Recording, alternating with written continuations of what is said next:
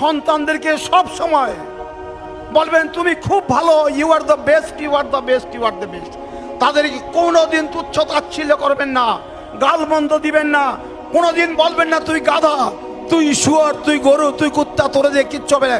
এই সমস্ত কথা কোনোদিন সন্তানদেরকে বলবেন না। বাবা মা হিসাবে সন্তানদের অনুপ্রাণিত করবেন, সব সময় ভালো বলবেন, তার গুণ বলবেন।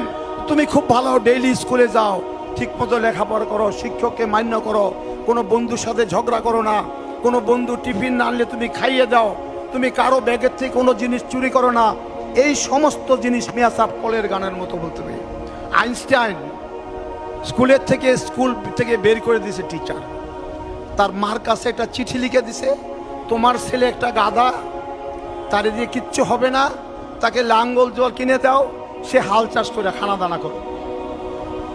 আইনস্টাইন দৌড়ে গেছে আম্মার কাছে, আম্মা শিক্ষক আমার ব্যাপারে কি লিখছে, আমাকে তো স্কুল থেকে বাইর করে দিছে।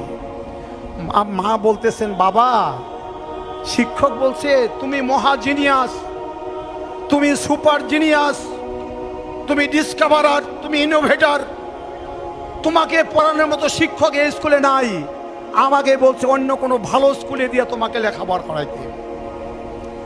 60 বছর বয়সে আইনস্টাইন নোবেল পুরস্কার পেলেন। একদিন পুরানা কাগজপত্র খুঁজতে গিয়ে শিক্ষকের সেই চিঠি পড়ল। শিক্ষক বলেছিল আপনার ছেলে একটা গাধা, তাকে দিয়ে কিচ্ছু হবে না, লাঙ্গল জোড়া কিনে দেন তাকে চাষবাস করার জন্য। সেই আইনস্টাইন যখন নোবেল পুরস্কার পেল, তখন তিনি বললেন শিক্ষক মহাশয় আমাকে বুঝতে পারে না। বাচ্চাদেরকে সবসময় অনুপ্রাণিত করবেন, উজ্জীবিত করবেন, উৎসাহিত করবেন, উদ্দীপিত করবেন, তাদেরকে সবসময় বলবেন আপনার সন্তান ভালো হবে আল্লাহর রহমতে। প্রশংসার মাঝে শিশু বেঁচে থাকলে সে নিজেকে মূল্যায়ন করতে শিখে, সন্তানদেরকে প্রশংসা করবেন সবসময়। নিরাপত্তার মাঝে শিশু বেঁচে থাকলে সে বিশ্বাসী হতে শিখে, অনুমোদনের মাঝে শিশু বেঁচে থাকলে সে নিজেকে ভালোবাসতে শিখে, স্বীকৃতি আর বন্ধুদের মাঝে বেঁচে থাকলে সে পৃথিবীকে ভালোবাসতে শিখে। সর্বশেষ কথা সন্তানদের ব্যাপারে এটা মনে রাখবেন, বাবা মা যদি পরস্পরকে ভালোবাসে, সন্তানরা নম্র, ভদ্র, বিনয়ী, ভালো মানুষ হতে শিখবে। সুবহানাল্লাহ।